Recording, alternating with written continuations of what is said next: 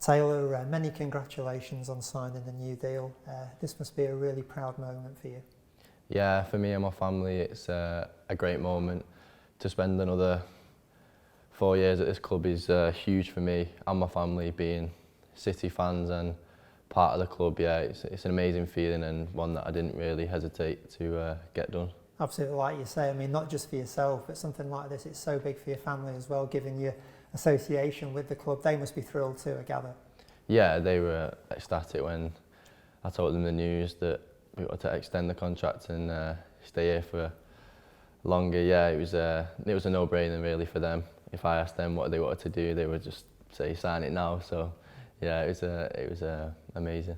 And it caps what's been a fantastic 18 months for you since you broke into the first team.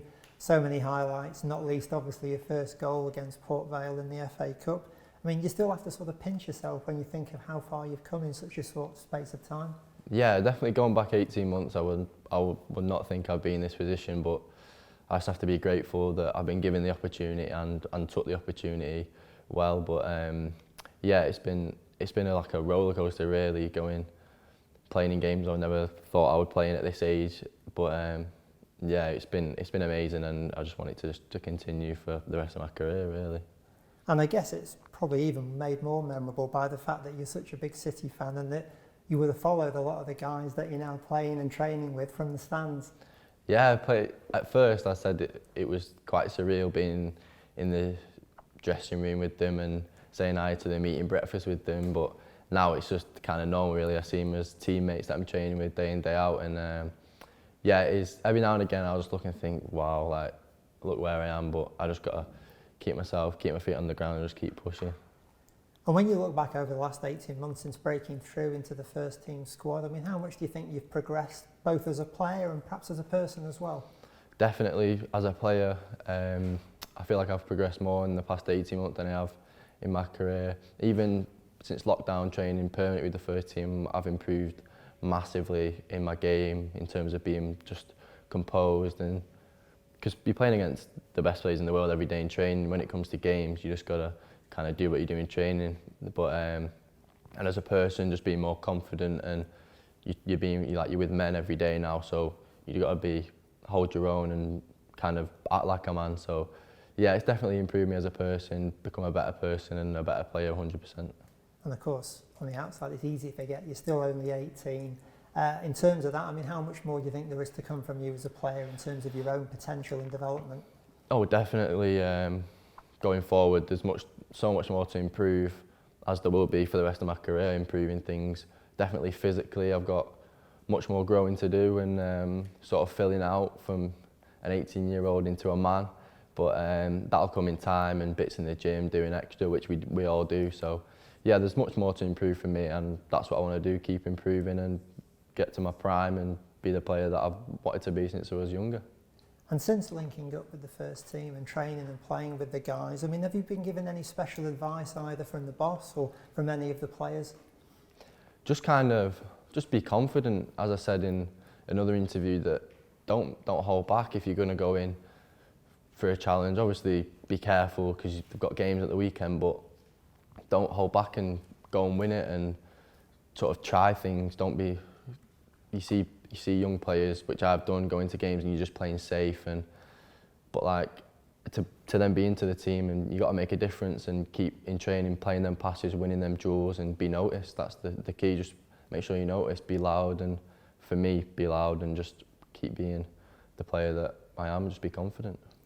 And obviously it's been a fantastic sort of 18 months, not just for yourself, but quite a few guys in the academy, with Tommy Doyle and Cole Palmer amongst others, also coming through, playing for the first team, training alongside you. Has that helped in your own terms of transition, the fact that you've got some familiar faces there and you're all sharing the same experience and perhaps helping each other? Yeah, definitely, to have not just teammates but my mates that I went to school with them, like being in the changing room. Yeah, it's made a massive difference that you can go in and you see your familiar faces of your mates that you're still in contact every day.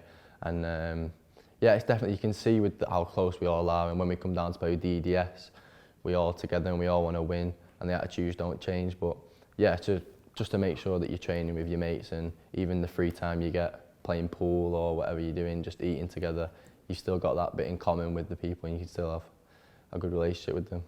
And in terms of your own preparation for sort of playing and training here at first team level, how important has it been that the fact that obviously at this club we've got this philosophy that we follow all the way through the age groups from very early in the academy? I guess that must have made it a lot easier in terms of what's expected of you once you get to this stage. Yeah, definitely. The academy's been such a help with the way they treat you and they make you the person that you are. So when you go, you're ready. And yeah, just the football they play, it doesn't really change from the academy up to the first team, obviously with the little bits tactically here and there, but yeah, it's just the way I went up to the first team. I knew I was technically good enough, it's just now I've got to get up to the speed physically and mentally of up to the speed of how quick they play. But yeah, the academy's helped so much in how I've progressed and how I've dealt with going up to the first team. And obviously following on from that, I mean the amazing progress that you've made, Cole and Tommy as well. I mean, that's the perfect incentive, I guess, for the rest of the guys at the EDS and the under-18s. That they see what you're achieving, that path is there for them too. Yeah, 100%. If they see, even the younger ones, they see us, they see us around the academy when we were in the EDS, and now they see us with the first team. They've got to know that it's possible if you take the opportunity, and you know you're going to get the opportunity if you're playing well. So you just got to take the opportunity and make sure you stay there, not just go there and come back. When you get up there, you need to stay there and keep taking the opportunity every day and don't take it for granted. And in terms of your own personal development here at the club, Taylor, has there been any one coach or any particular individual who's really helped you think, in terms of getting to this stage now?